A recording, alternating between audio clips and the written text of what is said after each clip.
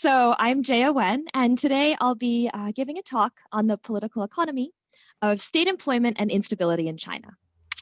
And the really big picture motivation behind this I want to start with is that all governments in the world must maintain social and political stability if they want to stay in power. And they have to do so facing many sources of instability. You could imagine adverse trade conditions, natural disasters, ethnic unrest, and on and on. And in order to maintain stability, they can implement a number of stability policies, some of which are economic. So transfers come to mind, social insurance comes to mind. And today I'm going to investigate specifically the potential for state employment programs to provide this kind of stability. These programs exist all around the world and throughout history, but today I'm going to focus on China in particular. And I'm going to tackle the question of, does the Chinese government use state employment to maintain political stability? The sort of stag version of this question, which is also the why China question, is can these potential compensating political benefits help explain the persistence of state-owned enterprises, SOEs, in China? We know they're substantially less productive than private firms, and yet there's still a huge chunk of urban employment. And we know the government really cares about growth, so what gives? I'm going to translate this question into something empirical, which is specifically to test whether we see SOE employment increasing in response to the threat of unrest. So I'll face a number of empirical challenges when tackling this question. The first is to isolate a mechanism. So labor markets respond to many things, only some of which are political in nature. And for me, I want to focus on isolating a political motive. And then, of course, everyone's familiar with causal identification. Omitted variables here would be that there are underlying factors that matter for both unrest locally and for local labor markets. And reverse causality is that, of course, while employment might be responding to unrest, unrest might be responding to employment. So I'll have to address that potential. So here's what I do.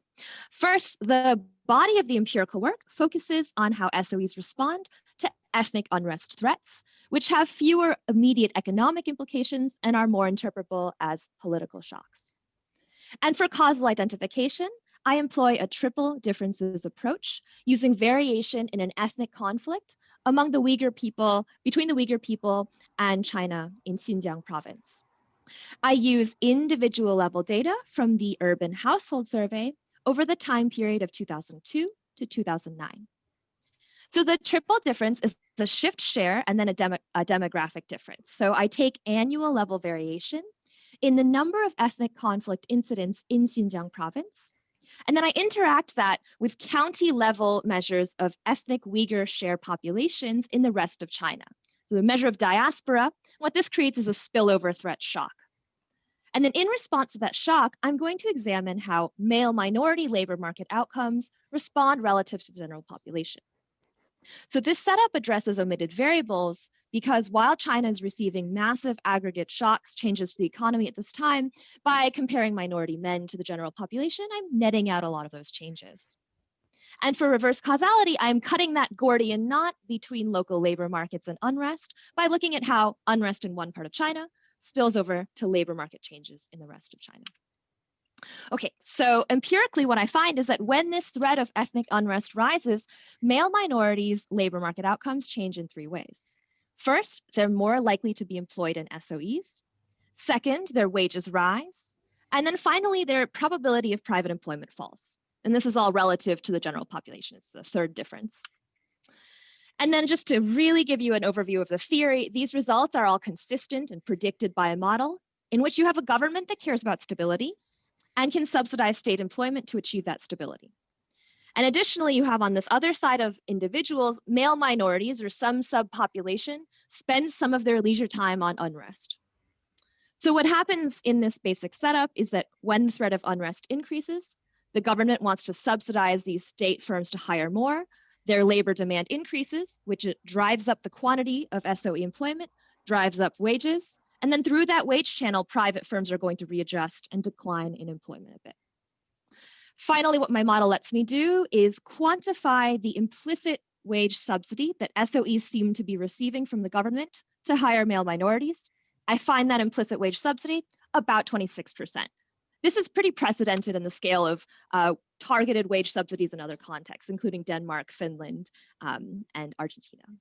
So this is the overview of the entire paper. There's a little bit more to unpack, but actually, I think I'm just going to stop sharing so we can see each other's faces better. So yeah, hit me with any of your questions.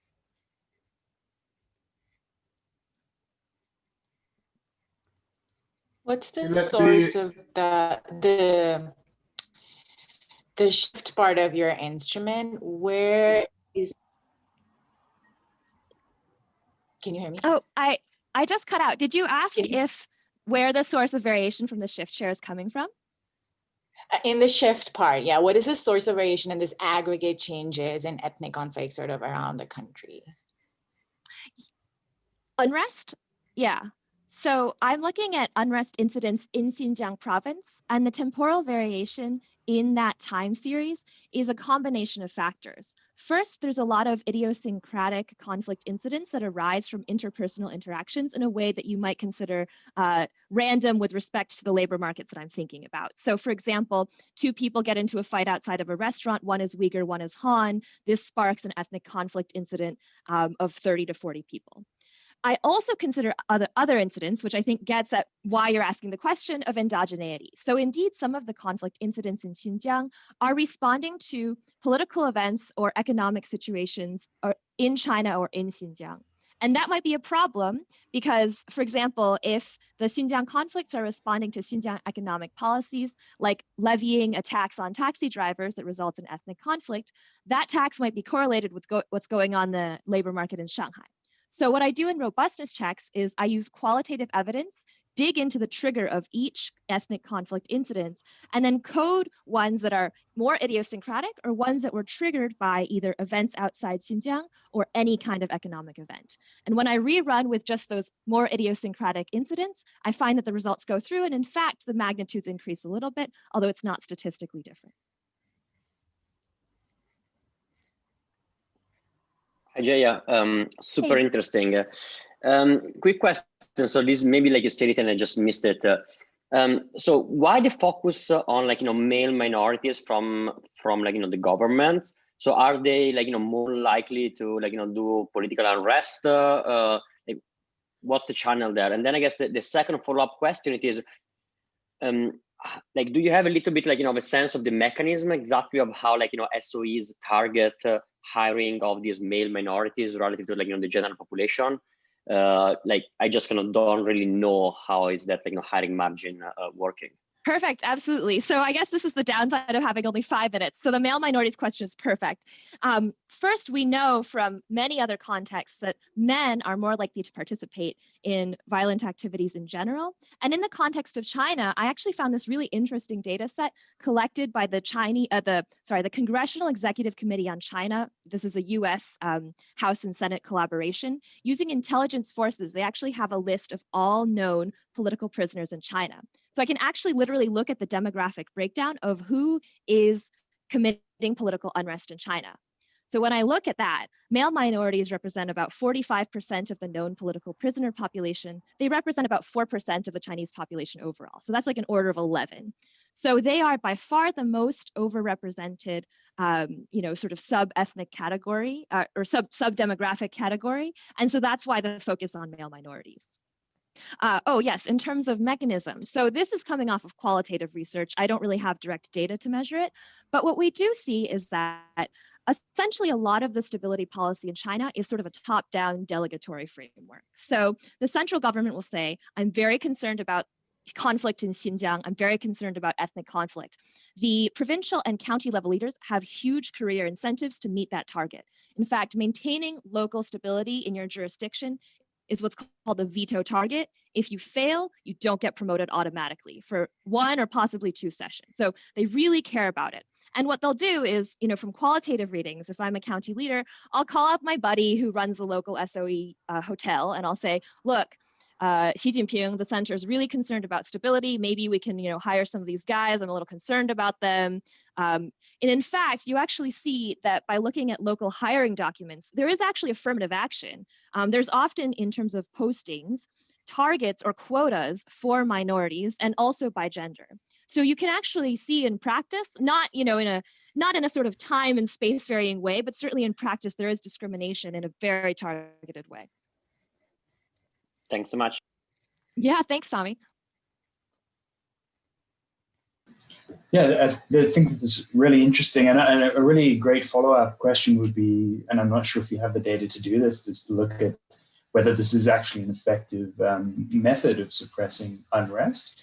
And indeed, like there's kind of a background question of whether this is an efficient way of the state doing this, given that it crowds out private employment so heavily. I assume the reason that it's a useful method is just because of these wage premia that they're offering in the SOEs. But from a state choice perspective, it would be far more efficient to provide some sort of targeted unemployment insurance or just direct transfers rather than this behemoth that, as you said, is so inefficient. So interested in your thoughts on that. Yeah, absolutely. So regarding effectiveness, it's actually my particular context is not the right one, in the sense I'm trying to isolate government intention. And so the net outcome of all unrest incidents in the rest of China would be sort of an equilibrium outcome of both the government intervention and the underlying spillover. So I don't look at it directly, but there are a few correlations in the data that I can. So cross-sectionally, SOE employment is correlated with more minority shares, and it seems to be so another way of answering this question is that, for example, when we saw the privatization wave of SOEs in the late 90s and early 2000s, the breaking of the iron rice bowl, if you will, you saw much more increases of social unrest in the areas where there was substantial SOE privatization. So what that suggests is that the other side of that arrow is there, and the government should be aware of it, that if you take away SOE employment or employment in general, unrest increases. So that's sort of the inverse of, is this an effective way of stabilizing? And then I pull on Blattman and Anand and sort of other development political economy work to show that in general, employment provision is certainly pulling people out of militia activities and violent activities. And in terms of efficiency, I mean, I think that's the question, right? I almost approached this entire project from SOEs are so inefficient, and yet they're a huge chunk of the economy. What gives? China really cares about growth. And so in some sense, it's almost like maybe this and other potential strategic and political concerns can help explain their existence in the presence, just in the presence of their low productivity. And what I could say is that one way of viewing the Chinese government is that they're extremely smart, hyper-rational actors. And if they're keeping SOEs around, it must be efficient for them to do so from their own perspective. Socially, I'm not so sure. Now, socially, I guess the efficiency question is, to the extent that people care more about growth than about the kinds of stability that the government cares about, this is not efficient. But if you think that the government's objective function and the sort of general citizens' objective function are a little bit more aligned, and that some weight is put on stability, not all weight is put on growth, then the welfare question becomes a little bit more non-trivial. But I think that's beyond the scope of the paper here, but I think it's totally the big question to ask, right? Very interesting. Just very quick, do you have any idea on kind of heterogeneity by kind of sectors? Maybe there are some SOEs that are easier to hire people, less training, things of this nature. I'd be curious. That's a fabulous question. It's like table 22. So I can break down in my individual level data what sector people are working in, and then just rerun that specification by sector. So what I see is it's not coming off of manufacturing, it's not coming off of mining really. You do see the effects and the patterns, but they're not as precise. What it's all coming off of is service industry. So state-owned firms do have a large presence in the service sector, despite what we might generally imagine when we think of big SOEs in China. And it turns out that a lot of the power is being driven off of these sector firms. And then what's interesting, though, is on average, these service sector firms have lower human capital requirements. And just inferring from what these people are doing, you don't need 2 years of training to sweep the streets or sweep a hotel lobby. You might need a lot of training to join a mining company. So to answer your question, it's services, and that kind of makes sense.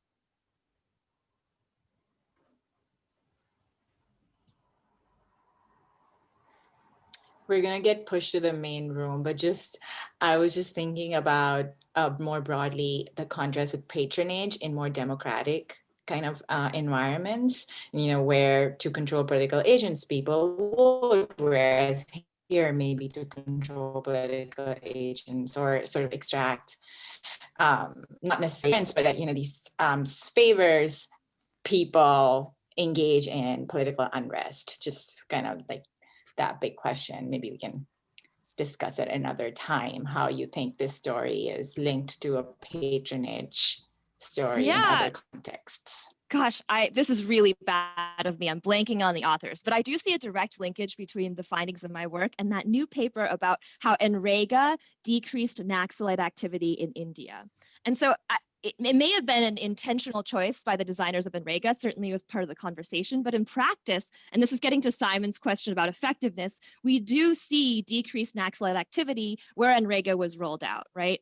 And I think that, India is a democracy. So I think that these kinds of tools, like I was gesturing at earlier, occur across all sorts of political systems and may be quite general. They just manifest, they take on different sort of names, right? Like in China, it's SOEs. In India, it's a workfare program. In Argentina and Chile, it might be, the public employment sector. But I think that across political systems, we might see something like this.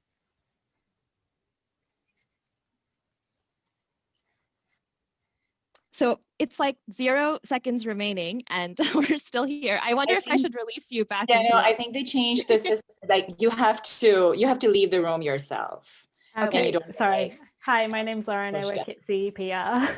We haven't changed the system. We're just waiting for the my colleague who's in the main room to close it off. So if you'd like to continue the discussion, you'll get a 30-second warning before you're pushed into the main room. I'm happy to keep going.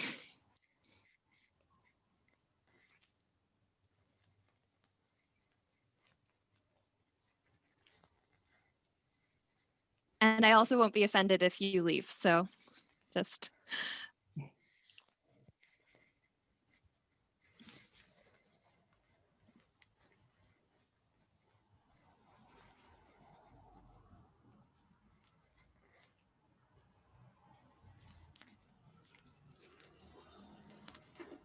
So where in the world are you? I'm just curious. Wait, Sabrina, are you in Maryland right now? I'm on the East Coast, yeah. Are you in Boston or are you? Yeah. Exactly. Have you looked at the women or have you thought about looking,